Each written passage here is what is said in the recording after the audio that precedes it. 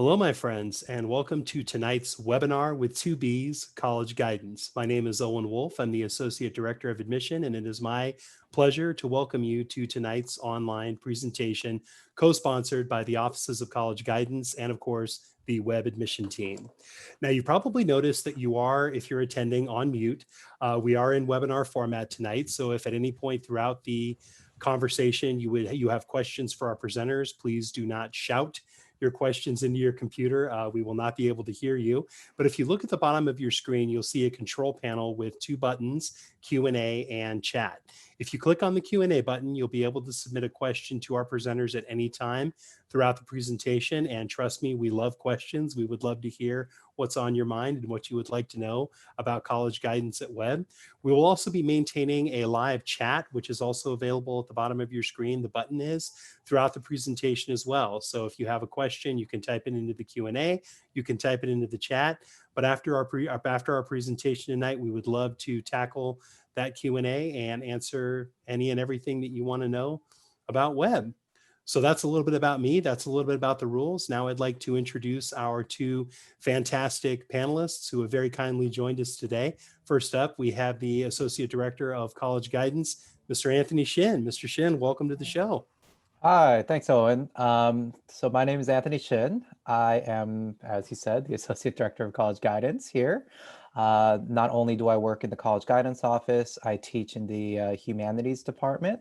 This year, first semester, I'm teaching a class called Honors Ethics, Modern Global Affairs. Second semester, I'll be teaching a class called Honors War, Literature, and Art. The name may have changed since the last time I taught it. I'm a bit of a floater in the humanities department. Whatever they need me to teach, I will step in and do what I can. I also advise. I work in the weekend program. I'm also in the evening program as well. So I have lots of touch points with the students. This is my ninth year here at Webb. And also the other little piece of trivia is that I was a graduate from Webb as well. I graduated in the class of 1999, too many years ago. And to give that a little perspective, Mr. Martinez was also my college counselor. So that gives you maybe a little bit of an idea of how long he has been here at this school. And speaking of Mr. Martinez, we're also joined tonight by our Dean of College Guidance, Mr. Hector Martinez. So Mr. Martinez, we got to give you a chance to respond to that. Yes. Oh my gosh. Listen, I did the math in that my first graduates from Webb will be 40 years old this coming year. So that's how old I am. Super old, like 100 years old in college counseling world. But I'm still have a lot of energy and I'm super happy to be doing this. This is my 23rd year at Webb. And I come from a whole family of Webbies. My wife is a Vivian Webb graduate. Both my children, both my sons are also graduates of the Webb schools. And so I also survived the college admissions process with my own kids. Mr. Shin was my kids' college counselors. So that's kind of fun that I was his college counselor and then he had to be the college counselor to my own children. So in fact, there's a graduation picture of Anthony's graduation from Webb where I'm holding my oldest child in my arms at Anthony's graduation, at Mr. Shin's graduation. So definitely lots of history. Before college counseling at Webb, I was also on the other side of the desk, on the college side, where I did 10 years as an admissions officer, ending my career working at the Claremont Colleges at Pitzer, where I finished as the Senior Associate Dean of Admissions there before coming to the high school side. So really had some great experience on both sides and a great, ride of it. And super happy to continue this work at Webb, where it's a great place. If you're going to be a college counselor, you should definitely work at a place like Webb.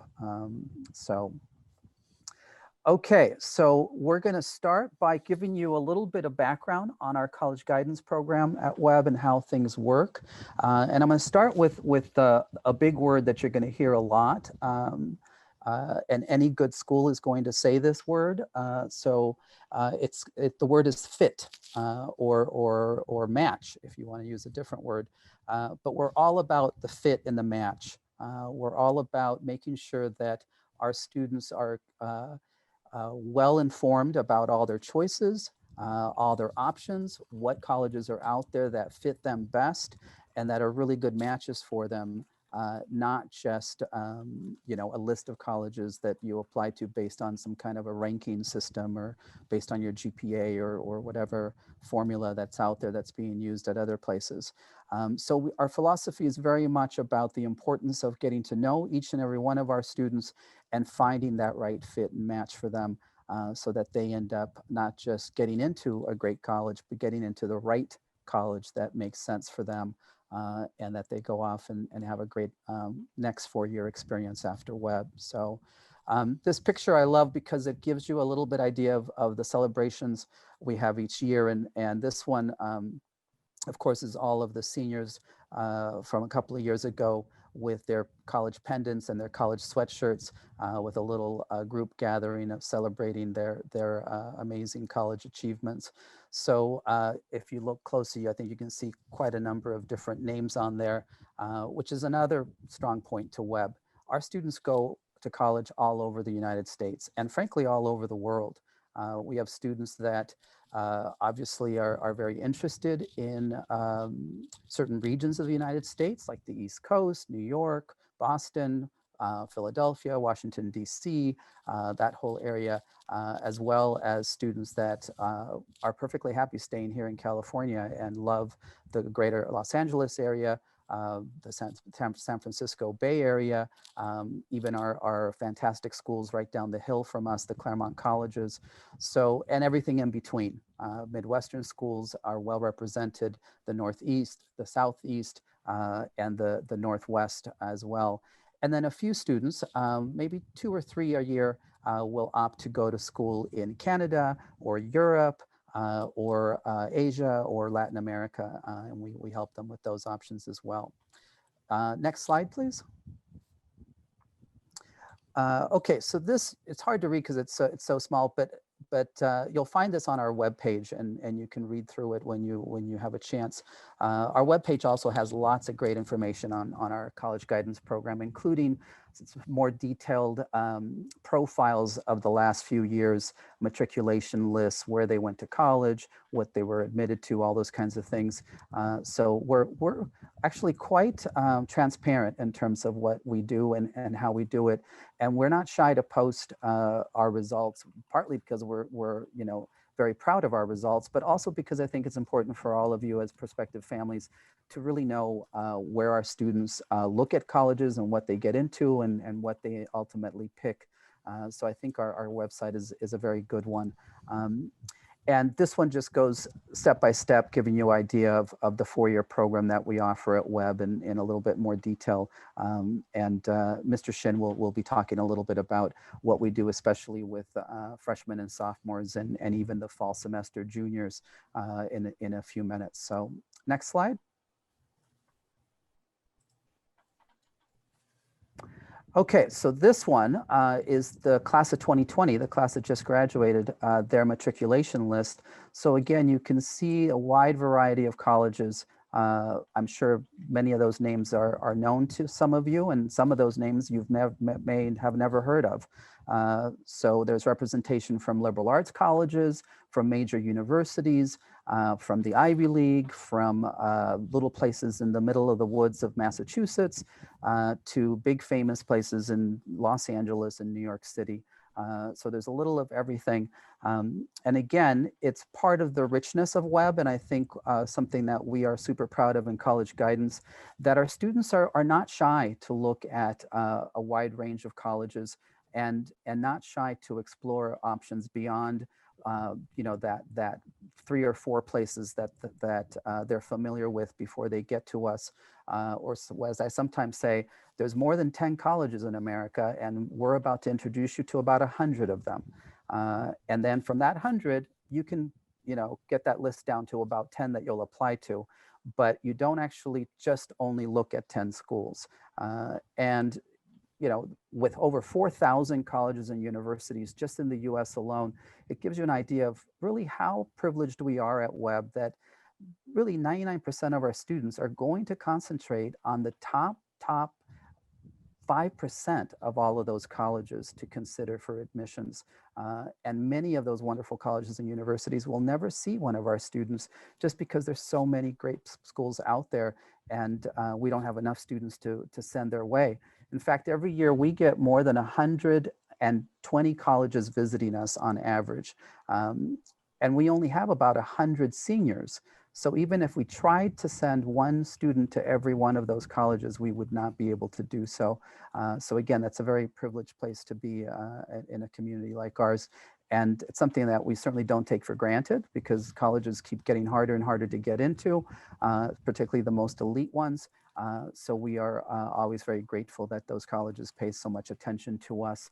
I like to say that we know colleges just like colleges know the Webb schools. And it really is something that's super important in the relationships that Mr. Shin and myself and Mrs. Flores, our executive assistant, who's a super important part of our office, that we nurture those relationships with these colleges and those admissions representatives so that they know Webb really, really well.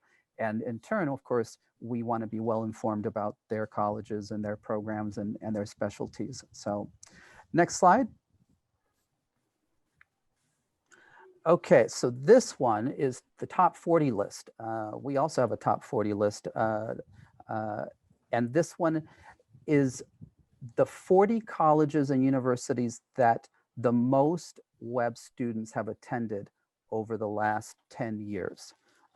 So they're in alpha order. But I think you can recognize most of those names are pretty important places that the world knows, not just folks that are here in the U.S. And we're super proud of this list. It competes very well with any top boarding school, any top prep school in America. And I think it's even more diverse and more interesting than a lot of other high schools out there.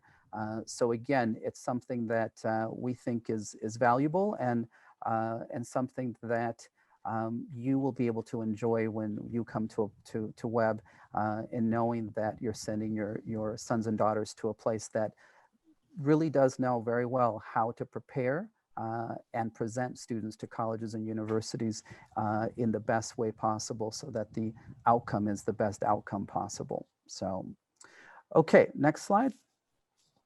Oh my gosh, well that one I think that one is the three of us. Mrs. Flores is represented there, and again, she is a hugely important part of our office. I also have had the privilege of having her children be Webb students. So her son graduated a while back, and he just graduated from Wheaton College in Massachusetts, and her daughter is currently a senior at Webb. So we're in full throttle with her college plans, and super excited to have part of her family be part of ours. And she still has one more little one that's about to enter junior high. I think he's in 6th grade, or maybe he's already in 7th grade.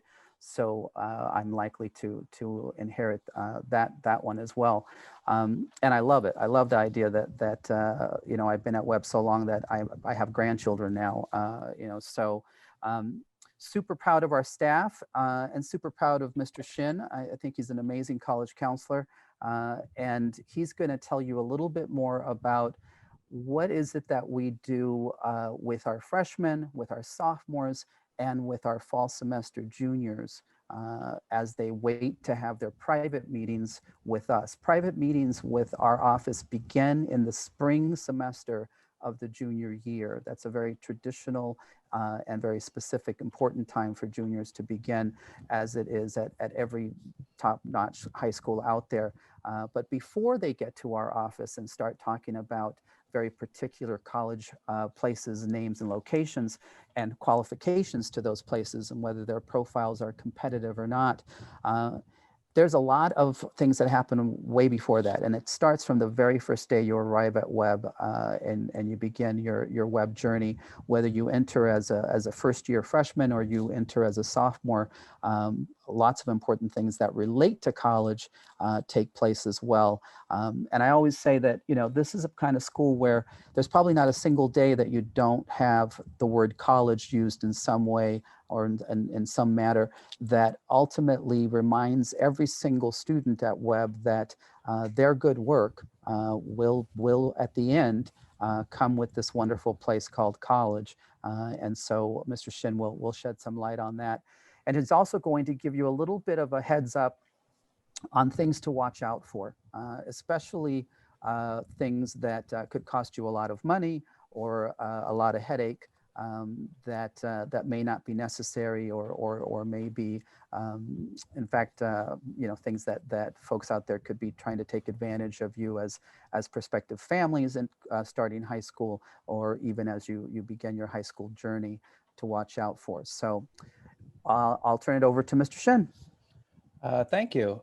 So one of the great advantages that our students have in coming to Webb is that from 9th to 11th grade, as Mr. Martinez said, that this is a school where there are a lot of reminders about college, right? For instance, right now is the application season.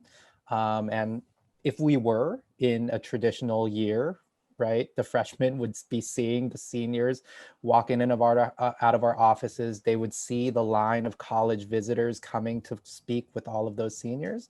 And even though we're remote, I'm quite sure that they're still getting a bit of that sense, even though everyone is separate and far away. But our philosophy in our department is that we because they have that, we don't need to be in their face, constantly reminding them of that and putting undue and added stress onto them when from 9th grade, they need to be getting used to what it means to be a high school student. They need to be getting used to what it means to be a Webb student. And what we do in our program is that Mr. Martinez and I meet with each of those grades at the beginning of the year. And we have a bit of an overview kind of question and answer sort of session, which usually turns out to be a little therapeutic, a little bit of watch out for this, don't do these, and make sure you do these things, and it's all going to be okay. And this year, one of the analogies that I used was that when freshmen step onto our campus, and they eventually will, the first thing that they need to do is they need to learn where the bathrooms are. So what that means is when a new student comes onto our campus, we are not necessarily the first ones that they need to get to know. They need to get to know their teachers, their advisors, the deans, their dorm heads, there's their coaches, the club advisors, there's countless other people that they should be meeting, and they should be cultivating rich relationships with even before they come to our doorstep, right? And that doesn't mean that we're not always available to answer any questions, because of course we always are happy to answer any questions and have students come and talk to us. But it's also that way of when I learn about a student organically, when I learn about a student from 3 years, from 9th to 11th grade, that I'm at a faculty meeting and a teacher says, oh my gosh, you guys won't believe what so-and-so said in class today. It was so great. Or when one of the coaches says, guys, this kid had the race of his life over that weekend. Those are the things that we hear. And those are the kinds of things that I hear just from walking around, just from doing living our Webb lives. And those are the kinds of things that make me very, very excited to finally meet these students when they do cross our doorstep in the second half of their junior year. And then we get to work with them very, very closely through junior and senior year. But from 9th and 10th grade mostly, they need to just be focusing on the things that they should be doing. And the way that we're able to actually get away with this is because we have such a robust advisory program. So our advisory program, which is headed by our 2 counselors that we work with, we've come up with a system where they have these things called pillars. And these are philosophical and educational touch points and philosophies that as a school, as our college counseling office, as the regular health counseling office, and our academic offices as well, all agreed that these are the ways that we can best support our students through their 4 years at Webb. So through those pillars, it goes from small to big, right? So the advisors, your future student's advisor knows these and will be able to support the student through these different milestones, advise them in a way that even if we didn't have any conversation personally, Mr. Martinez and I, even if we don't have a personal conversation with a student before junior year, I am still 100% confident that that student is ready and able to tackle this college guidance process.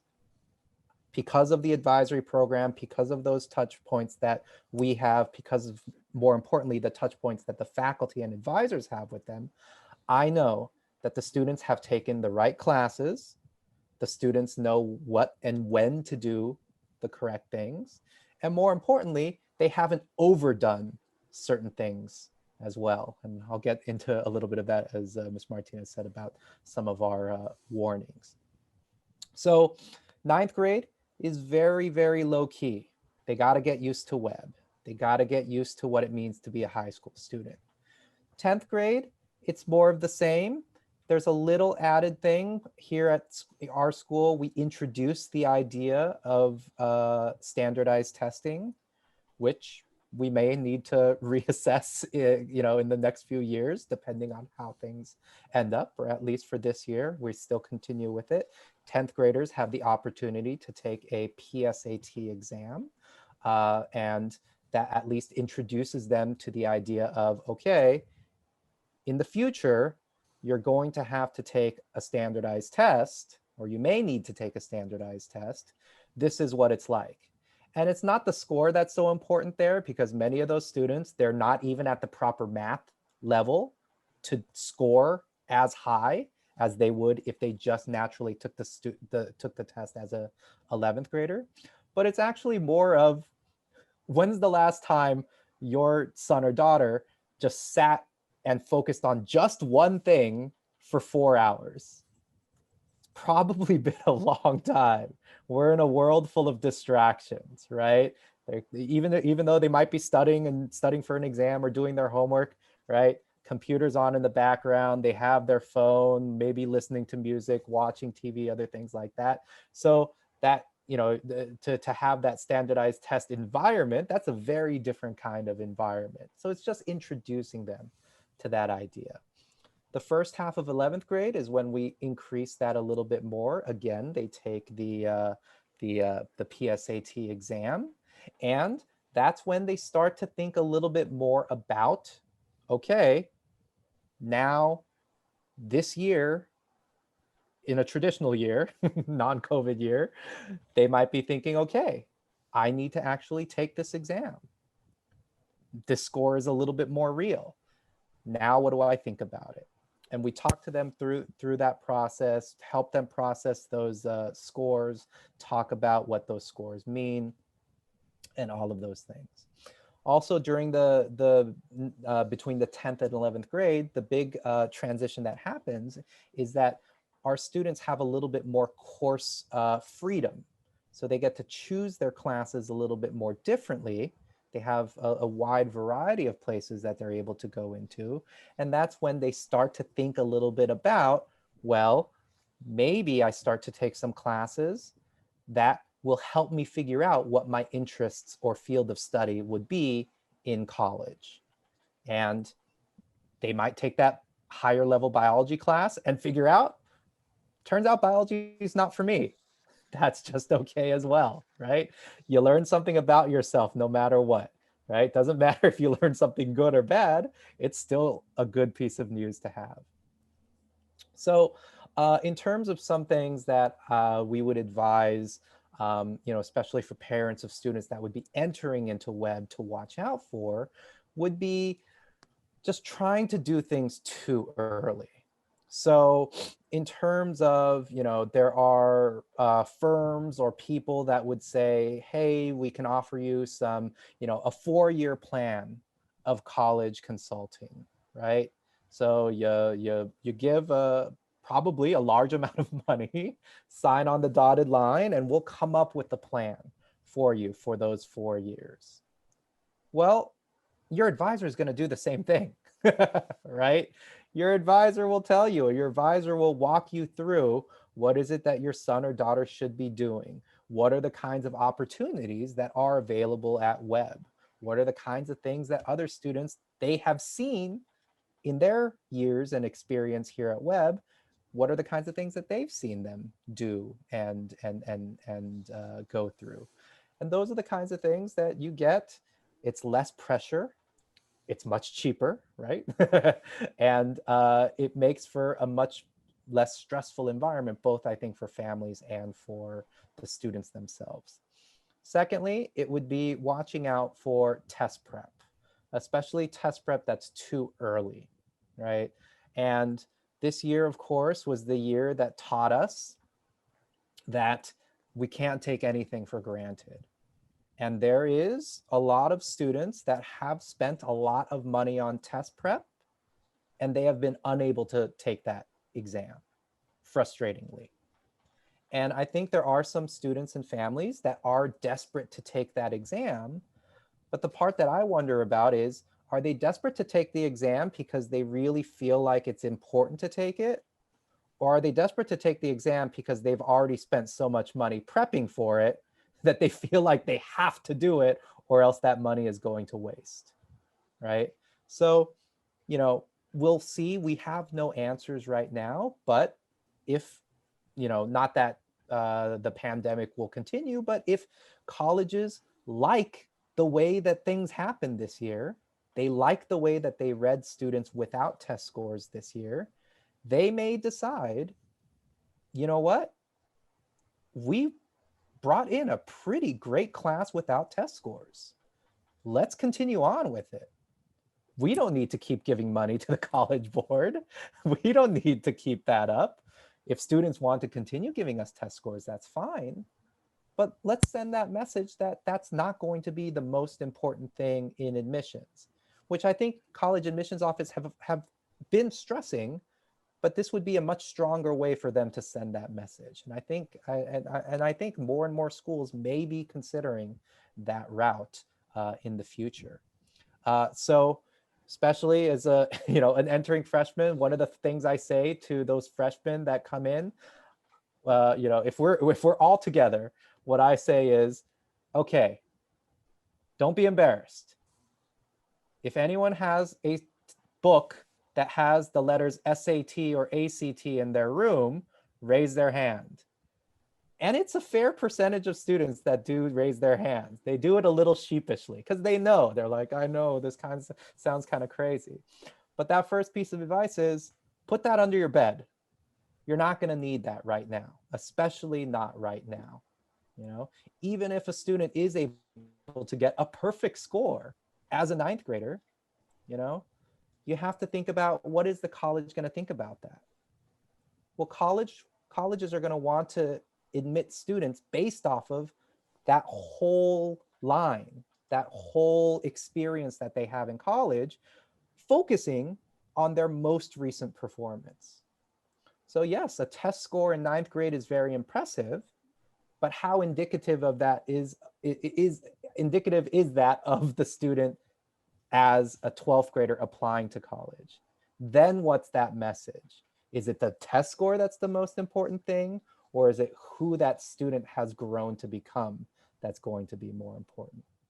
So I figure, right, a 9th grader who's going to take those tests is going to get a really good score. If you're going to get a really good score as a 9th grader, you're probably going to get a really good score as an 11th or 12th grader as well. So there's no harm in doing that weighting if you are going to take those exams in that fashion. And then, and then the last point, right, is the summer programs, right? There's always that kind of added stress of what else do we need to do? We need to add something on. We need to fill all of this empty time. Well, again, this pandemic has shown us there aren't things that there's nothing that we can take for granted.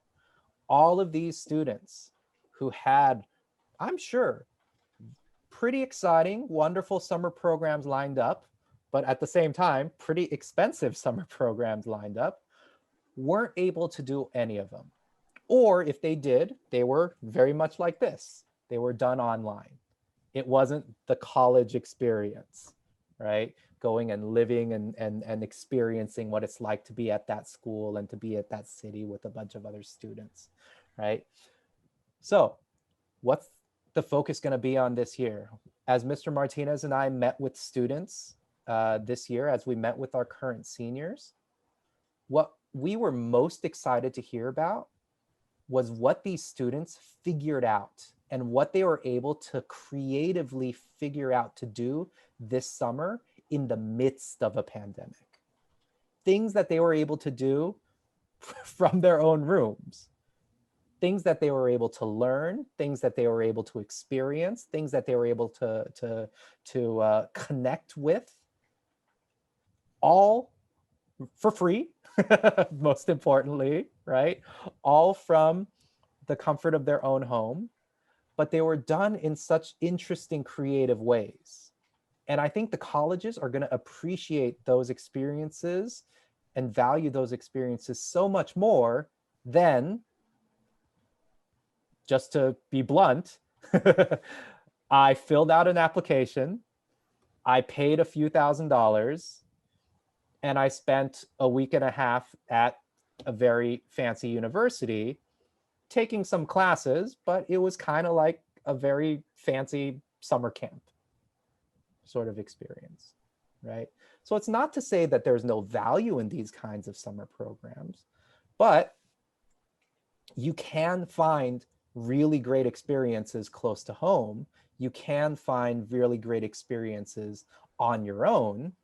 And sometimes the best ones are the ones that you can think of on your own and the ones that you figure out how to do. And colleges will definitely appreciate and sort of value that initiative and seeing that more than signing on the dotted line, I guess I could say. All right, so that's enough for me. I've been filibustering, but I think Mr. Martinez can now take us home. That was great. Thank you. So, and again, really, the only thing I'd like to share is that you're about to enter a process that is incredible. As a parent myself, right? We raise our kids and we send them to the best schools possible, and we have all these hopes and dreams for them. And that decision to where to send our kid to high school and what kind of impact that high school is going to have. You know, when I was an admissions officer and I was sent to go visit my first boarding school, I had never seen a boarding school in my life at that time. I was 23 years old, and I had only read about these places, you know, like Catcher in the Rye and other novels that were required in English class. Otherwise, I had no clue what these prep schools were all about. And I remember walking onto a boarding school campus the first time and thinking, oh my God, why didn't anybody tell me about this kind of a high school? I would have picked this kind of high school to go to. And two, I was shocked by the really special places like Webb. And Webb was one of those places that I visited where I said to myself, this is nicer than some colleges. And as a parent, as I saw my children growing up, there was no doubt in my head that my kids would end up having this kind of an experience. And partly because my wife had it, but also because as an educator myself, even if I wouldn't have married up, as I like to say, I would have for sure still valued the importance of a high school education and knowing the difference between a good high school and one that isn't quite at the level that we'd like all of them to be. And I would have put an enormous amount of faith in sending my kid to a place like Webb, knowing that they would not only get a great education, but they would get a great experience, a life-changing experience that would in many ways set the tone for the rest of their life. And that's exactly what happened to my boys. And when they reflect back on their Webb years, you know, my oldest just graduated from Georgetown University in DC, and he will tell you, he still talks about his Webb teachers way more than he talks about his Georgetown professors. It really was that impactful for him. So this is a personal decision. It's a big decision. I hope you all, you know, are being thoughtful and taking all those things into consideration. I'm sure you are, but know that the college part is just a little slice of it. You know, I really do think the Webb experience is so valuable that even if at the end of graduating from Webb, you didn't get that college acceptance letter, you would still have something that was truly worthwhile and life-changing, just for the value of what this place offers to our students and to their families. The fact that you also get into a fantastic college is the cherry on top, and it's a great cherry, and we're really happy about it. And both Mr. Shin and I and Mrs. Flores and all of us that work to support college guidance, we're super proud of what we do.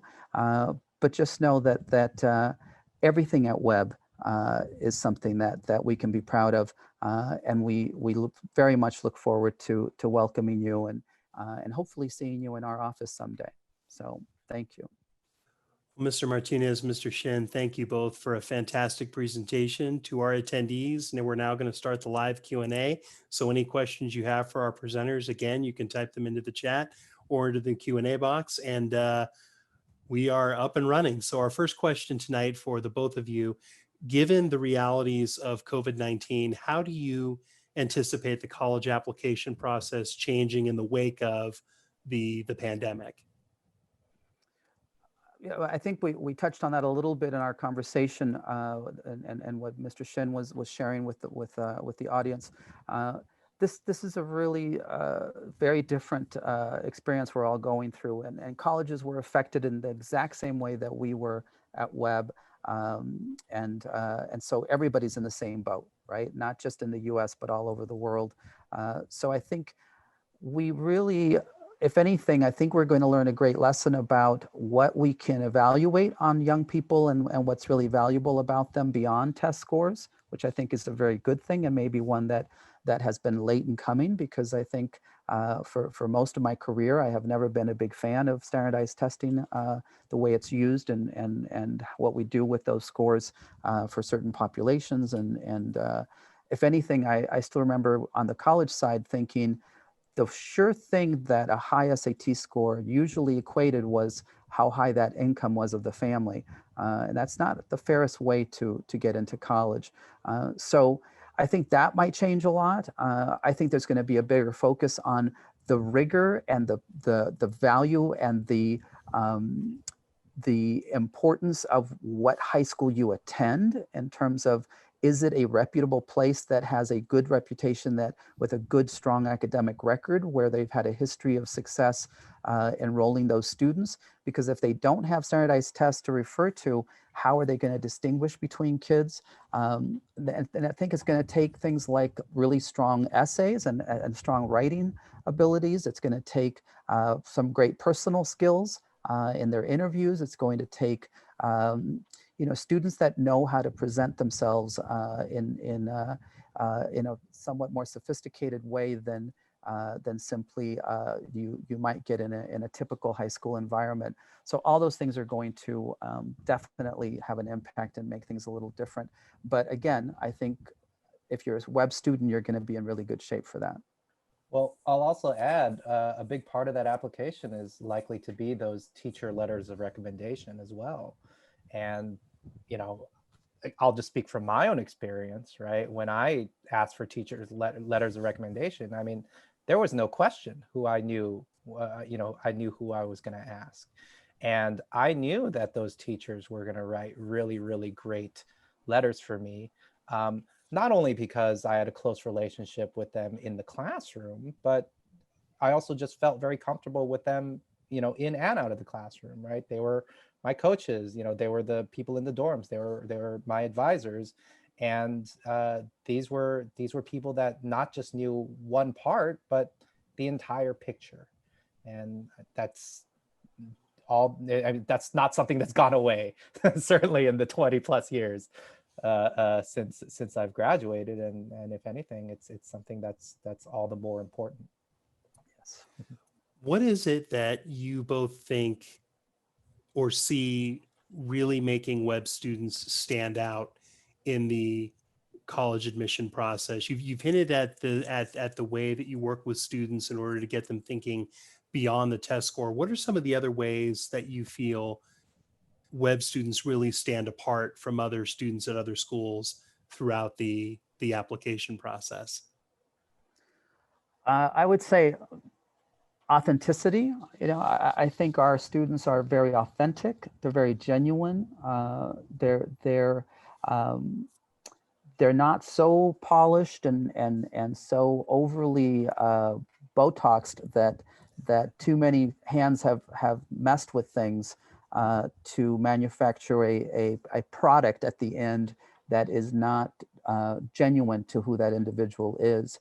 And that happens sometimes at top prep schools. You have to be careful. There are places that control too much and prep too much and coach too much in the process of preparing kids for college. I love the fact that our kids are very genuine, and they walk into my office and what the discussions we have are very personal, and they revolve around real things and real issues, not about you know, how to manipulate the college rankings in your favor, but really what's the right place for you that makes sense, that you're going to enjoy and have a good experience from. You know, not how do we get you into a higher ranked college necessarily, though we certainly are very proud of the fact that our majority of our students get into the most elite and highest rated colleges all over the place. But I think authenticity is really important, and I think it's something everyone at Webb values, and students are not jaded. They're not manipulative. They're not you know, trying to work the system. They really they're much more real. Wonderful. Thank you. And our next question is for the both of you. Mr. Shin, we'll start with you. What do Sure. you enjoy most about the work that you do in college guidance with Webb students? What's the best part of your job? The best part is I think it's just the relationships I get to create with the students. Um, and for me personally, it's just the fact that I laugh a lot. Sometimes at the students, right? Because they're silly. They can be silly teenagers, but they're not afraid to be silly teenagers. They don't feel like they have to act a certain way or hide certain parts of themselves when they enter into our office. They're proud of their quirks. They're proud of the kinds of things that you know, might you know, someone who's harsher might, you know, just dismiss as weird or different kinds of quirkiness, right? Like they embrace them. And you know, like an example of that is just sort of working and talking with some of these students as they think about what they might want to write in their college essays, or what they want to, you know, as they're trying to decide what is it that they wanted to put down for a major. Just listening to them go through that thought process and then see the sort of excitement on their face as they realize, as something clicks and they say, oh my gosh, Mr. Shin, that makes sense. Like, I think that's what I need to do. I say, yeah, then do it. Sounds like a great plan. Let's go ahead with it. Mr. Martinez, how about you? Well, I would certainly echo everything that Mr. Shin said. You know, I love my job because I really feel like I'm, you know, part of making a dream come true, right? And this is a big deal. There's, you know, I tell students and families, we only get about 4 or 5 really big major decisions we have to make in our life, and choosing where to go to college is your first big one. And we're part of that, which means that we're going to be part of that person's life forever in a very real way. And I'm amazed at how many students, alumni of Webb, when I travel around the country and around the world representing Webb and doing wonderful things for Webb with Mr. Stockdale, our head of school, and other folks, how many times alumni come up to me and say, I still remember exactly the day I walked into your office. And I remember how your office smelled. Like the smell of college guidance is very distinct because it smells like candy. and it smells like candy because Mr. Shin keeps an enormous amount of treats in his office that I think permeate throughout the whole office space. But just so many vivid memories of that highly emotional and incredibly exciting time in their life where they were trying to figure themselves out, but also making this big decision of where they were going to go to college. And we're part of that. And I love it. I love that because these students, these graduates, they become my kids. So in a very real way, I feel like I have this incredible number of students out there that even though they're almost 40 years old, some of them, they will always be those kids that we were able to help make some wonderful dreams come true. So it's a wonderful job. Well, unfortunately, everyone, our time together does grow short, but I believe we have time for one final question. This one is again for the both of you, but for the prospective parents who are listening tonight who are maybe not necessarily thinking about college yet, but are thinking about Webb and thinking about other schools and kind of going through an application process of their own right now, what advice would you give to parents who are thinking about Webb, considering Webb, and who are continuing on their journey throughout the high school application process? Gosh, I would say that you know, you have to trust your gut instinct. You're going to know a good school when you see one, and if it feels right, and your kid is telling you this is the place, this is what I like, this is why I like it, and it's all kind of just coming together, there's probably something really important happening there, and you should grab that. You know, I also think as a parent, especially at that time, we have more a tendency to take control over things and decide things without really consulting our kids as often as we'd like to think we are. We're tempted to do that even in high school, let me add. Even in college has been my experience. But the reality is that an eighth grader knows a lot more than we give them credit for, and we should definitely pay attention to their feelings and what they're saying. And making sure that they're comfortable with the idea of coming to a boarding school experience, whether you're coming in as a boarder or a day student at Webb, frankly, because even a day student is going to be part of the Webb campus most of the day and even into the evening. So I think as a parent, we just need to be careful that we're watching out for those things. And as a student, be strong enough to voice your opinion, even though you're only in eighth grade or ninth grade for some of you, and not afraid to let your parents or guardians say to them, hey, you know, I really like this for this reason, or I don't like this place for this reason, and be able to share that as a family. From me, I guess I could just tell a story. So I grew up locally, and we have our super awesome, wonderful Alf Museum of Paleontology, and lots of school children come and visit it, and I was no different. So I think I was in, you know, kindergarten or first grade. We did a field trip to the museum, and my mother told me many years after, actually, that she said, I came home that day, and the first thing I said was, Mom, there's a school with dinosaurs. I have to go to that school, right? So she filed that piece of information away, and flash forward to eighth grade when I actually did make that decision to apply to Webb. I didn't even remember that. But there was something that I saw at Webb that I felt like I belonged there. right? I felt like it was the place that would be best for me, maybe because of the dinosaurs in the back of my mind or something like that.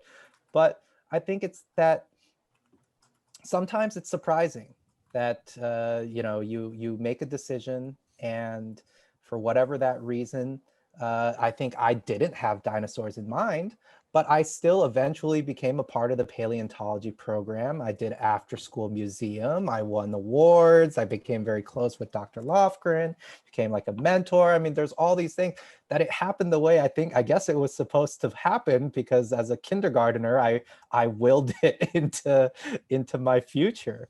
And even though things might not come that sort of expected way, really awesome things will happen, and you'll feel that connection, whether it's at our school or whether it's with any other place that you may end up choosing. Well, Mr. Martinez, Mr. Shin, thank you both for a fantastic presentation this evening, for taking the time to share in such an amazingly wonderful way your insights into this process, and for making this process um, just amazing for our listeners. We thank you both very much. To our attendees, if you enjoyed the webinar, visit us online at webb.org for information about upcoming online virtual presentations. You're also, of course, welcome to contact the college guidance team or the Webb admission team with any future questions you may have. But thank you again for joining us this evening. We hope that this has been enjoyable, and the best of luck to all of you as you continue your journeys to Webb. Take care, everybody. Thank you. Thank you, everybody.